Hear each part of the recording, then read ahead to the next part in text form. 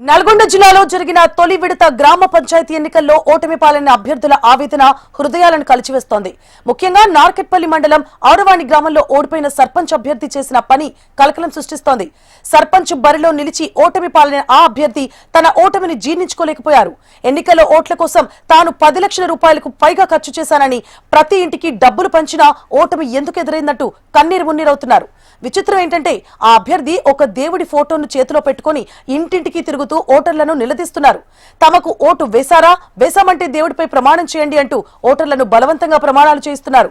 కేవలం నిలదీయడమే కాదు, ఓటుకు తానిచ్చిన డబ్బులను తిరిగివ్వాలంటూ డిమాండ్ చేయడం ఈ సంఘటనలో ప్రధాన అంశం. తమకు డబ్బులు తీసుకొని కూడా ఓటు వేయని వారిపై ఆయన ఆగ్రహం వ్యక్తం చేస్తున్నారు. ఎన్నికల్లో గెలుపు కోసం అభ్యర్థులు చేస్తున్న ఖర్చు, ఆ తర్వాత ఎదురయ్యే ఆర్థిక మానసిక వేదనకు ఈ సంఘటన అద్దం పడుతోంది.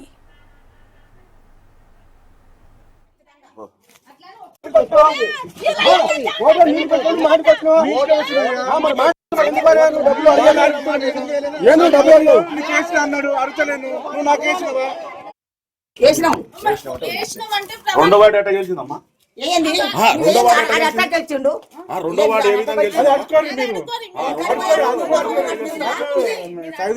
మీ మీద కోపం కాదు నాయన, నీ మీద నీతో కోపం లేదు. ఒకటో వాడు రెండో వాడు ఓడిపోయిందిగా, వాళ్ళు ఎవరు ఇచ్చినా అలా అడుకోమను వాళ్ళని కూడా అడుకోరు మేము పేదవాళ్ళం.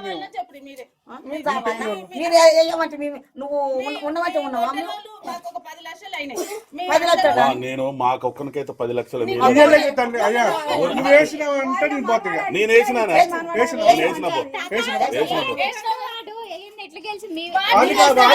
సర్పంచ్